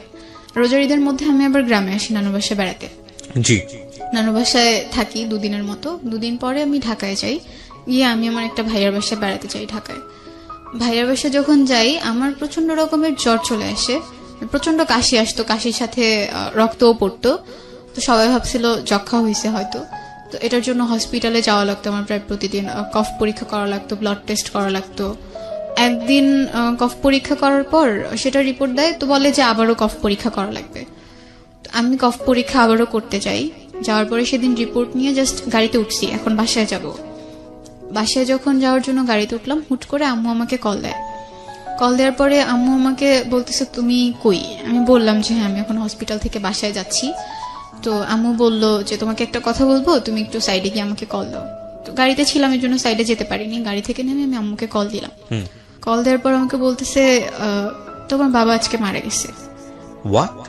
হ্যাঁ, আমাকে আম্মু তখন বলে যে তোমার বাবা আজকে মারা গেছে। তো তার ভেতরে কথাটা বলার মধ্যে না ওরকম কোনো ফিলিংস ছিল না যে সে কান্না করতেছে, সে ইমোশনাল হয়ে গেছে, এমন কোনো কিছু ছিল না। হুট করে যখন এটা শুনলাম, এর মাঝখানে বাবার সাথে তো আমার কোনো যোগাযোগ ছিল না, আমি জানতামও না যে সে কোথায় আছে, কার সাথে আছে। আম্মু মাঝে মধ্যে নাকি কল দিত, আম্মুর সাথে মাঝে মধ্যে কথা হতো। আম্মুকে বললাম যে আচ্ছা ঠিক আছে আমি তোমার সাথে পরে কথা বলি, এটা বলে আমি বাসায় চলে আসলাম, ভাইয়াদের বাসায়। তো এর মাঝখানে সবাই জেনে গেছে ব্যাপারটা, সবাইকে বলা হয়েছে। তখন পর্যন্ত না আমার খারাপ লাগতেছিল না, আমার কেন জানি মনে হইতেছিল যে বাবা মনে হয় মরে গেছে, ভালোই হয়েছে। এখন হয়তোবা তাকে কেউ বলবে না যে সে তো খারাপ ছিল, এখন হয়তোবা কেউ তার উপর ভাগ বসাতে আসবে না। বা আমার আম্মুকে আর কোনো কথা শুনতে হবে না। আমি মনে মনে খুশি হয়েছি যে হ্যাঁ, মরে গেছে তো ভালো হয়েছে। এখন তো আমি বলতে পারবো সবাইকে যে আমার বাবা মারা গেছে। এখন আমাকে এই কথাটা বলতে হবে না যে আমার বাবা মা সেপারেট, তারা আলাদা থাকে। The line is very very important for everybody. যারা ফ্যামিলিতে আছেন, সন্তান যদি আপনার কাছে ইম্পর্টেন্ট হয়ে থাকে, এই কটা লাইন একটু মাথায় রাখেন সারাটা জীবনের জন্য। ওকে, তারপর এরপর আমি ভাইয়ার বাসায় গেলাম। ভাইয়ার বাসায় যাওয়ার পরে ভাইয়া ভাবছে যে আমি জানি না কিছু, মানে আম্মু যে আমাকে বলছে এটাও আমি কারোর কাছে তখনও বলিনি। ভাইয়া বলতেছে তোমাকে একটু মিরপুরে যাওয়া লাগবে, তোমার ফুপ্পি যাইতে বলছে। আব্বু তখন ফুপ্পির বাসায় মারা গেছেন। তো আমি ভাইয়াদের সাথে মিরপুরে গেলাম। আমার ভেতরে ওরকম কোনো কিছুই কাজ করতেছিল না যে আমার বাবা নাই, আমার একটা জিনিস হারাই গেছে, এরকম কোনো কিছু আমার ফিল হচ্ছিল না। আমার কান্নাও আসতেছিল না।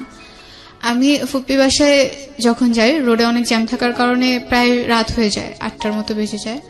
যাওয়ার পরে ওখানে গিয়ে আমাকে প্রথম কথা শুনতে হয় আসছে এখন ঢং দেখাইতে আসছে, বাবা মারা গেছে, তার মধ্যে কোনো কিছুই কাজ করে না, সে এখন রূপ দেখানোর জন্য আসছে, এটা বলতেছিল মেবি আমার কাজিনরা। তো যাওয়ার পরে আমি বাবাকে দেখতে পারিনি, তখন তাকে মাটি দেওয়া হয়ে গেছে কালশি কবরস্থানে।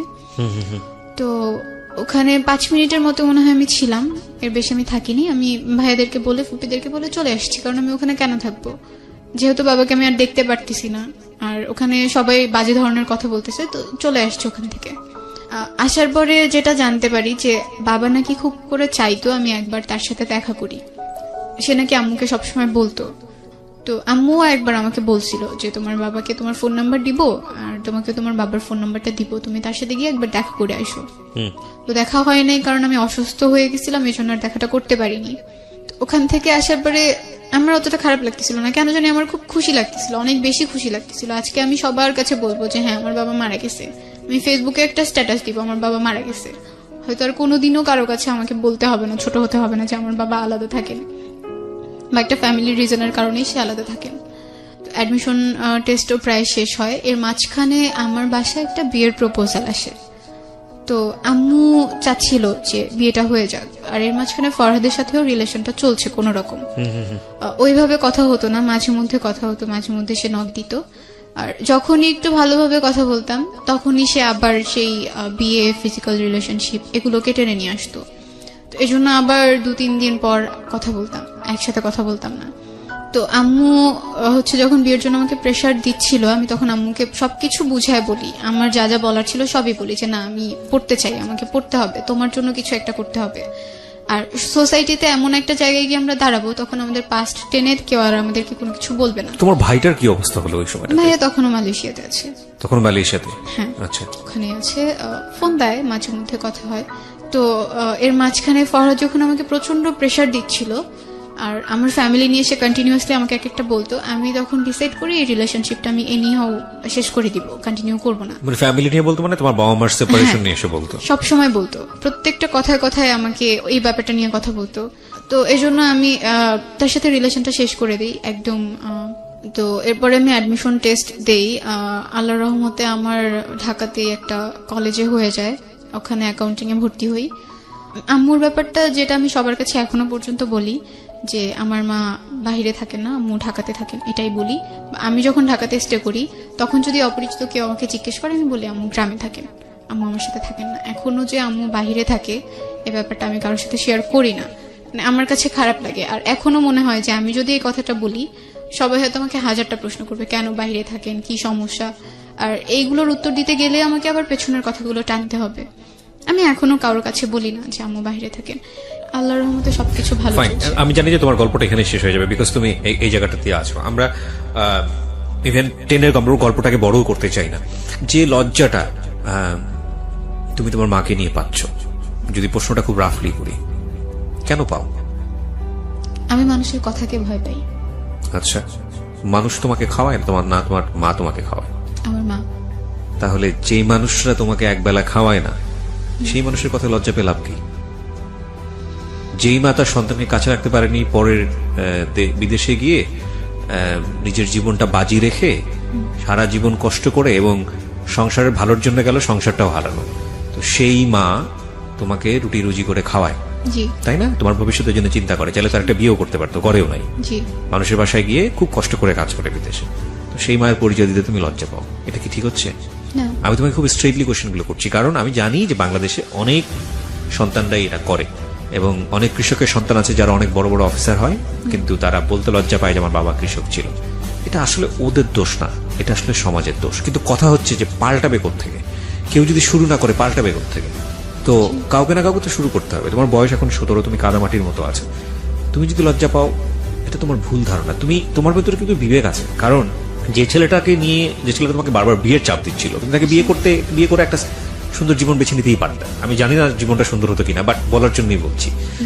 তো তুমি সেটা করনি, কারণ তোমার বাবা মাকে নিয়ে তারা সে খোটা দেয় বা তোমাদের, তো তুমি একটা খুব রাফ একটা ডিসিশনে এসছো, যেটা তোমার জন্য কঠিন ছিল। তার মানে তোমার মধ্যে তো বিবেক বোধ আছে। তুমি একই বিবেকটা এই জায়গাটা একটু কাজে লাগাও।